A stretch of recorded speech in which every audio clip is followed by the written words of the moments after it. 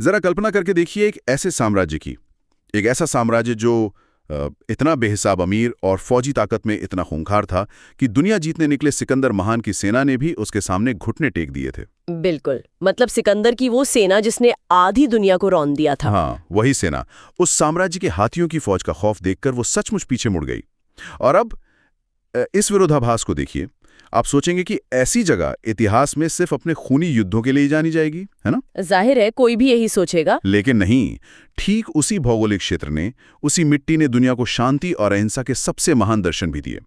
मेरा मतलब है बौद्ध और जैन धर्म के रूप में।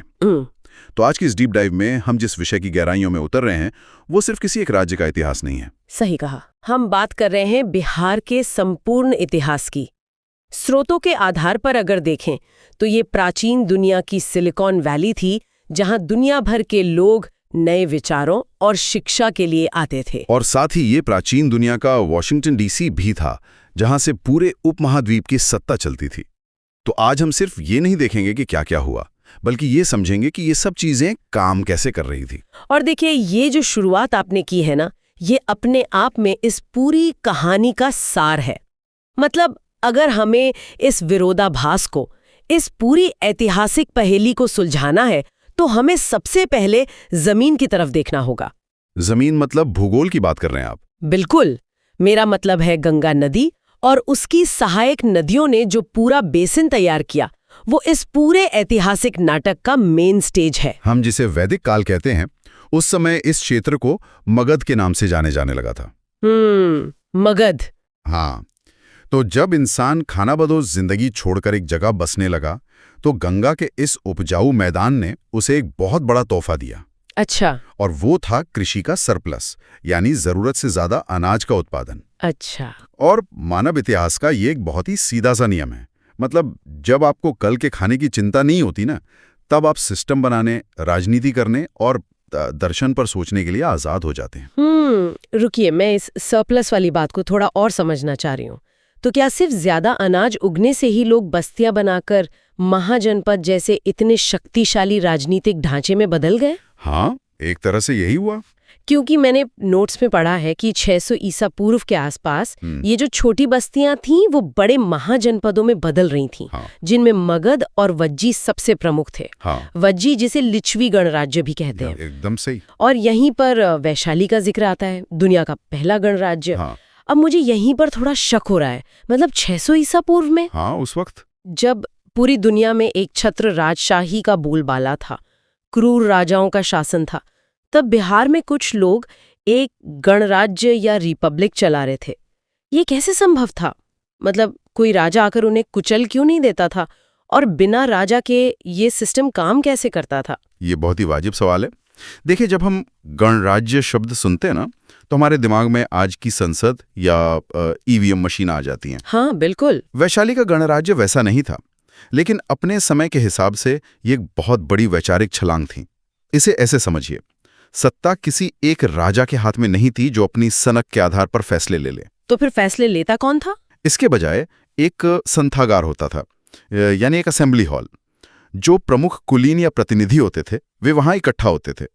अगर कोई बाहरी हमला होता था या कोई नया कानून बनाना होता था तो वहां बाकायदा बहस होती थी। ओ, मतलब प्रॉपर डिबेट। बिल्कुल। और मतदान के लिए ना लकड़ी की शलाकाओं का इस्तेमाल होता था। लकड़ी की शलाकाएं मतलब स्टिक्स? हाँ, स्टिक्स। ये शक्ति का विकेंद्रीकरण था। और जहां तक आपकी ये बात है कि कोई राजा उन्हें कुचल क्यों नहीं देता था, तो वज्जी असल में एक संघ था, एक कन्फेडरेसी। अच्छा, मतलब कई सारे गुटों का एक समूह। हाँ, तो जब भी कोई खतरा आता, ये सारे छोटे छोटे गुट मिलकर एक बहुत मजबूत सेना बन जाते थे। ये तो कमाल की बात है। मतलब प्राचीन एथेंस के लोकतंत्र से भी बहुत पहले ये लोग एक सभा में बैठकर वोटिंग के जरिए फैसले ले रहे थे। बिल्कुल। लेकिन फिर एक अजीब मोड़ आता है स्रोतों में। एक तरफ हमारे पास वैशाली का ये सामूहिक निर्णय लेने वाला इतना शानदार प्रयोग था, और दूसरी तरफ इसी इलाके ने बाद में भारत के सबसे क्रूर और केंद्रीकृत साम्राज्यों को भी जन्म दिया। हाँ, वो ट्रांजिशन बहुत दिलचस्प है। मैं हर्यक वंश की बात कर रही हूँ, जहां राजा बिंबिसार ने मगध की नींव मजबूत की और राजगृह को राजधानी बनाया। और उसके बाद तो जैसे सत्ता की भूख बढ़ती ही गई। एकदम। संस्थापक महापद्म नंद थे। मतलब नंद वंश के बारे में पढ़कर ही अंदाजा होता है कि ये राज्य कितना ताकतवर और धनवान था। यही वो समय था जिसके खौफ से सिकंदर की सेना वापस लौटी थी, जिसके बारे में हमने शुरू में बात की। बिल्कुल। और उस अथाह धन का जो स्रोत था ना, वो भी वही कृषि और व्यापार था जो गंगा के रास्ते होता था।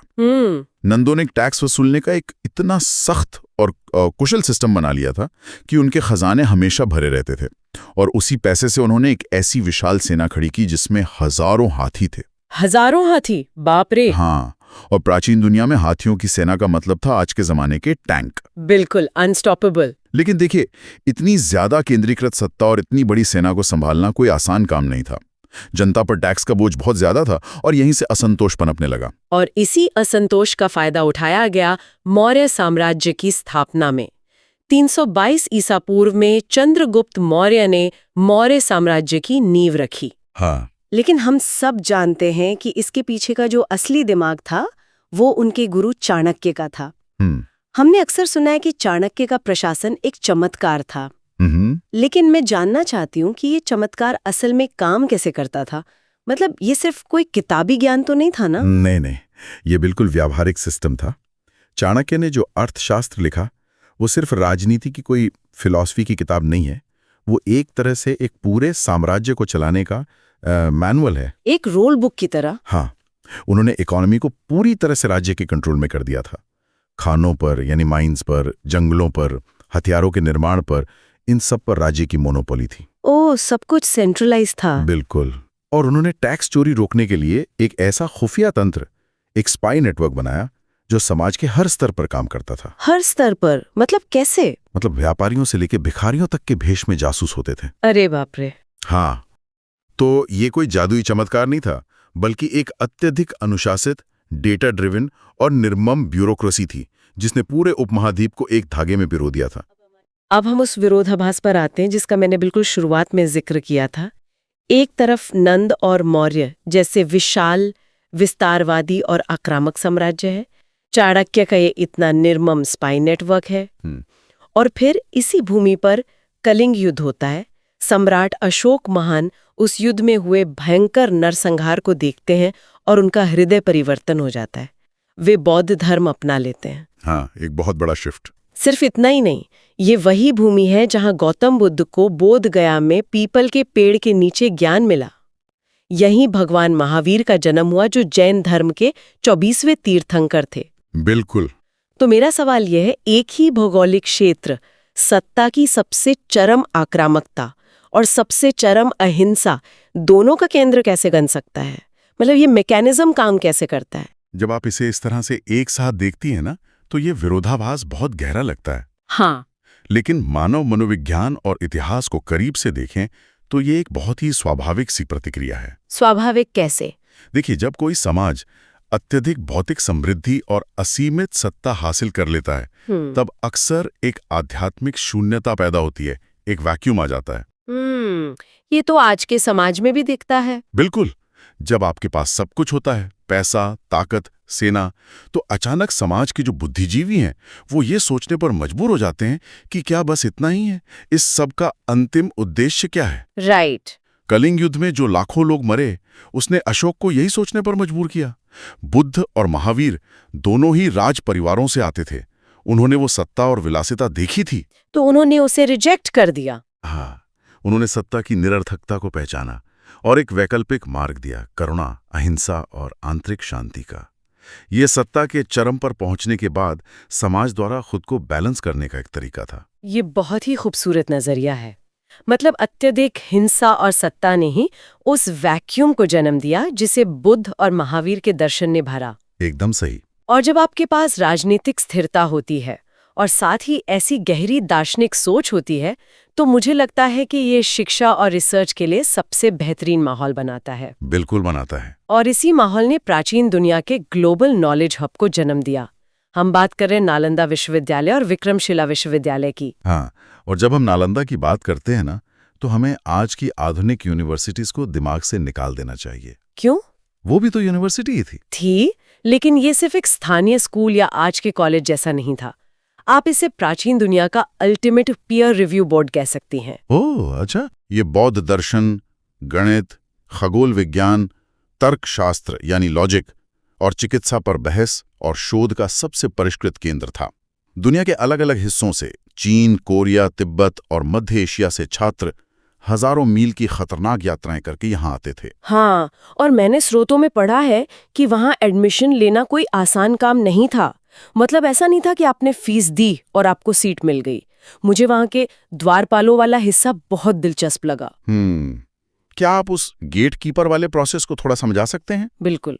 नालंदा में द्वारपाल को याम सिक्योरिटी गार्ड नहीं होते थे। तो कौन होते थे? वे यूनिवर्सिटी के सबसे विद्वान और तेज तरार प्रोफेसर होते थे। गेट पर ही प्रोफेसर? हाँ, जब कोई विदेशी छात्र महीनों की यात्रा करके नालंदा के दरवाजे पर पहुंचता था, तो उसे सबसे पहले उन द्वारपालों के साथ एक कड़े शास्त्रार्थ यानी डिबेट से गुजरना पड़ता था। बाप रे, वे द्वारपाल लॉजिक और फिलॉसफी के इतने कठिन सवाल पूछते थे कि ज्यादातर छात्र दरवाजे से ही वापस लौट जाते थे।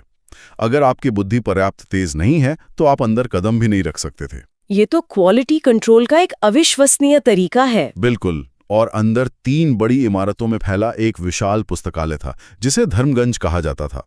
वहां सिर्फ रट्टा नहीं मरवाया जाता था, बल्कि विचारों को चुनौती दी जाती थी। जरा सोचिए, आज हम हार्वर्ड या ऑक्सफोर्ड जाने के सपने देखते हैं, लेकिन हजारों साल पहले दुनिया भर के सबसे मेधावी छात्रों का सपना नालंदा में प्रवेश पाना था। हाँ, ये सोचना ही रोंगटे खड़े कर देता है कि चीन या कोरिया का कोई छात्र कई महीनों तक पहाड़ों और रेगिस्तानों को पार करके आ रहा है, सिर्फ इसलिए क्योंकि उसे पता है कि ज्ञान का जो स्तर मगध की उस भूमि पर है वो दुनिया में और कहीं नहीं है। बिल्कुल सही बात है। लेकिन इतिहास का पहिया कभी रुकता नहीं है। इतनी महान सभ्यताएं और ज्ञान के केंद्र भी समय के थपेड़ों से बच नहीं सके। केंद्रीय सत्ता कमजोर हुई, धन खत्म हुआ और धीरे धीरे विदेशी आक्रमणकारियों के लिए रास्ते खुल गए। और यहीं से हम मध्यकाल में प्रवेश करते हैं। सत्ता के केंद्र बदल गए, मुस्लिम शासकों का आगमन हुआ, दिल्ली सल्तनत का प्रभाव बढ़ा और फिर मुगलों ने एक विशाल साम्राज्य खड़ा किया। राइट। जब भी कोई नई सभ्यता आती है तो वो प्रशासन और सत्ता के अपने नए तरीके लेकर आती है। लेकिन इस पूरे मध्यकालीन दौर में बिहार से एक ऐसा शासक उभरा जिसने अपनी एक अलग ही लकीर खींच दी, शेरशाह सूरी। हाँ, सासाराम से। सासाराम का एक मामूली जागीरदार जिसने न सिर्फ मुगलों को हराया बल्कि एक ऐसा ढांचा खड़ा किया जिसने पूरे उत्तर भारत की किस्मत बदल दी। शेरशाह सूरी का नाम आते ही सबसे पहले ग्रैंड ट्रंक रोड या जीटी रोड का नाम आता है। अब एक सवाल है मेरा, सड़क तो सड़क होती है, एक राजा ने सड़क बनवा दी, तो इसमें इतना महान क्या है? मुगलों ने बड़ी बड़ी इमारतें बनवाई, ताजमहल बनवाया, शेरशाह सूरी की इस सड़क को इतिहासकार इतना ज्यादा महत्व क्यों देते हैं? क्योंकि शेरशाह सूरी ये समझ गया था कि असली ताकत किसी किले में छुपकर बैठने में नहीं है, बल्कि कनेक्टिविटी में है। कनेक्टिविटी। हाँ, ग्रैंड ट्रंक रोड सिर्फ पक्की मिट्टी का एक रास्ता नहीं था, ये उस समय के साम्राज्य का नर्वस सिस्टम था। शेरशाह ने सिर्फ सड़क नहीं बनाई, उसने हर कुछ दूरी पर सराएं बनवाईं। सराय मतलब रेस्ट हाउस? एक तरह से। लेकिन ये सराएं सिर्फ यात्रियों के रुकने की जगह नहीं थी, ये असल में पोस्टल हब थी, डाक केंद्र। वहां हमेशा ताजे घोड़े तैयार रहते थे। अच्छा। तो अगर साम्राज्य के एक कोने में कोई बगावत होती तो संदेशवाहक एक सराय से दूसरी सराय पर घोड़े बदलकर बहुत ही कम समय में राजधानी तक खबर पहुंचा सकते थे। ओह, तो ये सिर्फ एक हाईवे नहीं था, ये उनका कम्युनिकेशन और लॉजिस्टिक नेटवर्क था। एकदम सही। और उसी सड़क से व्यापार सुरक्षित हुआ, इकोनॉमी को गति मिली। उसने रुपया नाम की जो स्टैंडर्डाइज मुद्रा चलाई थी, वो उसी सड़क के जरिए पूरे साम्राज्य में आसानी से चलने लगी। ये तो बहुत विजनरी बात है। बिल्कुल।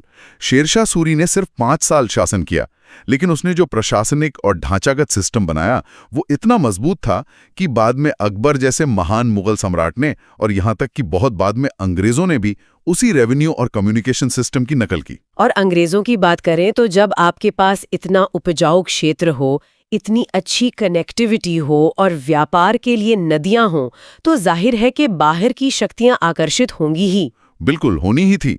ब्रिटिश ईस्ट इंडिया कंपनी की नजर इस समृद्ध इलाके पर पड़ी और यहाँ एक बहुत बड़ा टर्निंग पॉइंट आता है। स्रोतों के हिसाब से 1764 का बक्सर का युद्ध। हाँ, बक्सर का युद्ध। ये सिर्फ एक लड़ाई नहीं थी, ये वो पल था जब अंग्रेजों ने आधिकारिक रूप से बंगाल ये एक तरह से गुलामी के एक लंबे और अंधेरे दौर की शुरुआत थी। और ये देखना बड़ा दिलचस्प है कि कैसे सदियों तक सत्ता और ज्ञान का केंद्र रही ये भूमि धीरे धीरे शोषण का केंद्र बन गई।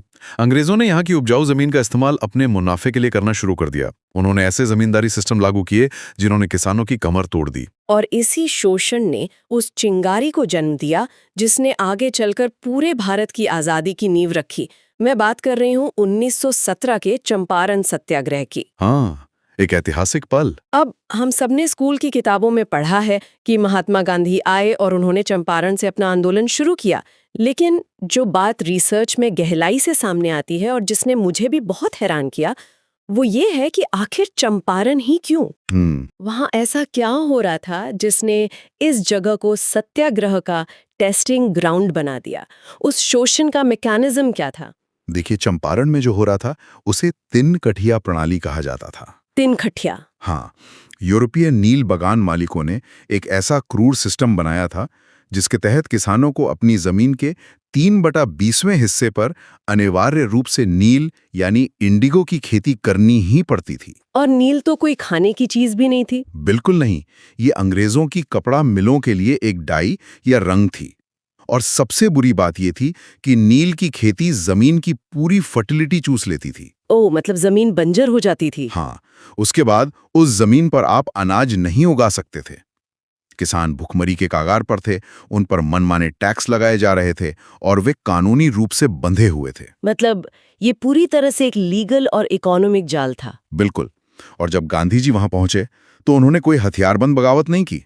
उन्होंने वहां जाकर सबसे पहले डेटा इकट्ठा किया। डेटा? उस जमाने में? हाँ, उन्होंने हजारों किसानों के बयान दर्ज किए, उन्होंने शोषण को पूरी तरह से डॉक्यूमेंट किया और फिर अंग्रेजों के ही बनाए कानूनी ढांचे के भीतर सविनय अवज्ञा, सिविल डिसोबीडियंस का प्रयोग किया। क्या बात है! उन्होंने सत्य और अहिंसा को एक राजनीतिक हथियार की तरह इस्तेमाल किया। ये कनेक्शन सच में दिमाग हिला देने वाला है। मतलब ये उसी अहिंसा के दर्शन का एक आधुनिक राजनीतिक रूप था जिसका बीज सदियों पहले बुद्ध और महावीर ने उसी बिहार के धरती पर बोया था। बिल्कुल, आप इसे ऐसे देख सकती हैं। चंपारण सिर्फ एक स्थानीय किसानों का मुद्दा नहीं था, इसने पूरे भारत को ये सिखा दिया कि बिना गोली चलाए, सिर्फ अपने सच पर अड़े रहकर दुनिया के सबसे बड़े साम्राज्य को कैसे झुकाया जा सकता है। ये आजादी की लड़ाई का मास्टर ब्लूप्रिंट बन गया था। और स्वतंत्रता आंदोलन के इसी बड़े पड़ाव के बाद हम आधुनिक युग की तरफ आते हैं। जैसे जैसे आजादी की मांग तेज हुई, वैसे वैसे राजनीतिक भूगोल भी बदलना शुरू हुआ। 1912 में बंगाल से अलग होकर बिहार एक स्वतंत्र प्रांत बना। फिर 47 में भारत को आजादी मिली। बाद में साल 2000 में एक और बड़ा भौगोलिक बदलाव आया जब दक्षिणी हिस्से को अलग करके झारखंड राज्य बनाया गया। ये बहुत दिलचस्प है कि कैसे समय के साथ नक्शे पर लकीरें खिंचती रहीं, सत्ता के केंद्र बनते और बिगड़ते रहे। 1912 से लेकर 2000 तक बिहार का आकार कई बार बदला। हाँ, बार बार बदला। लेकिन इतनी बार भूगोल बदलने के बाद भी मुझे लगता है कि कुछ चीजें हैं जो कभी नहीं बदली। आज का आधुनिक बिहार, जिसकी राजधानी पटना है, वो आज भी अपनी उन जीवन रेखाओं से परिभाषित होता है जो हजारों साल पहले भी थीं। अब गंगा और कोसी जैसी नदियों की बात कर रही हैं। बिल्कुल। राजनीतिक सीमाएं चाहे कितनी भी बदल जाएं, लेकिन ये नदियां आज भी उस क्षेत्र की आत्मा हैं। आज भी बिहार भारत में कृषि का एक बहुत बड़ा केंद्र है। और जिस तरह प्राचीन काल में नालंदा और विक्रमशिला शिक्षा के केंद्र थे, आज भी आप पटना या राज्य के दूसरे हिस्सों में देखें तो शिक्षा और विशेष रूप से सिविल सर्विसेज की तैयारी के लिए युवाओं में एक गजब का जुनून है। हाँ, ये तो है। वो ज्ञान और प्रतिस्पर्धा की जो भावना प्राचीन काल में थी, वो आज भी आधुनिक रूप में वहां मौजूद है। तो अगर हम अपनी इस पूरी चर्चा के टुकड़ों को एक साथ जोड़ें तो तस्वीर बहुत साफ और हैरान करने वाली बनती है। हमने देखा कि कैसे गंगा के उपजाऊ मैदान ने वो सरप्लस दिया जिसने 600 ईसा पूर्व में वैशाली जैसे दुनिया के पहले गणराज्य को संभव बनाया। बिल्कुल। फिर हमने समझा कि कैसे नंदों की अथाह संपत्ति और मौर्यों के चाणक्य निर्देशित जासूसी तंत्र ने भारत के सबसे केंद्रीकृत साम्राज्य खड़े किए। हमने इस विरोधाभास को भी सुलझाया कि कि कैसे असीमित शक्ति की शून्यता ने बुद्ध और महावीर के शांतिवादी दर्शन को जन्म दिया। हमने नालंदा के द्वारपालों के जरिए समझा कि वो सिर्फ एक स्कूल नहीं बल्कि ज्ञान की कसौटी था। सही कहा। हमने शेरशाह सूरी की जीटी रोड को एक इकोनॉमिक नर्वस सिस्टम के रूप में देखा और अंत में चंपारण की तिनकठिया प्रणाली और वहां से उपजे अहिंसक सत्याग्रह को आजादी के ब्लूप्रिंट के रूप में समझा। ये सफर हमें बताता है कि इतिहास सिर्फ बीती हुई घटनाओं की कोई लिस्ट नहीं है। राइट। ये उन मैकेनिज्म, उन प्रणालियों की कहानी है जो एक इंसान की सोच से शुरू होकर पूरे समाज का ढांचा बदल देती हैं।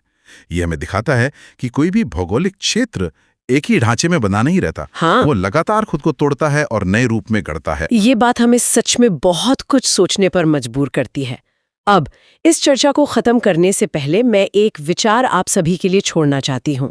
हमने देखा कि इतिहास के पन्नों में कैसे एक ही मिट्टी दुनिया के पहले लोकतांत्रिक प्रयोग की गवाह बनी, वहीं से विशाल साम्राज्य निकले, ज्ञान के पहले ग्लोबल हब खुले और फिर वहीं से सबसे बड़े अहिंसक स्वतंत्रता आंदोलन की नींव भी पड़ी। तो ये हमें मानवीय सभ्यता की चक्रीय प्रकृति यानी साइक्लिकल नेचर के बारे में क्या बताता है? एक बहुत ही गहरा सवाल है ये। क्या ऐसा हो सकता है कि आज हमारे आसपास जो जगहें हमें बिल्कुल साधारण और शांत नजर आती हैं, उन्हीं जगहों के मिट्टी के भीतर भविष्य के किसी बहुत बड़े, दुनिया को बदल देने वाले बदलाव का बीज खामोशी से पल रहे हों? बिल्कुल हो सकता है। हम सिर्फ इतना सोच सकते हैं कि इतिहास गवाह है कि बड़े बदलाव अक्सर वहीं से आते हैं जहां से आप उनकी सबसे कम उम्मीद करते हैं। इसी विचार के साथ हम आज की इस डीप डाइव को यहीं रोकते हैं। सुनने के लिए बहुत बहुत धन्यवाद।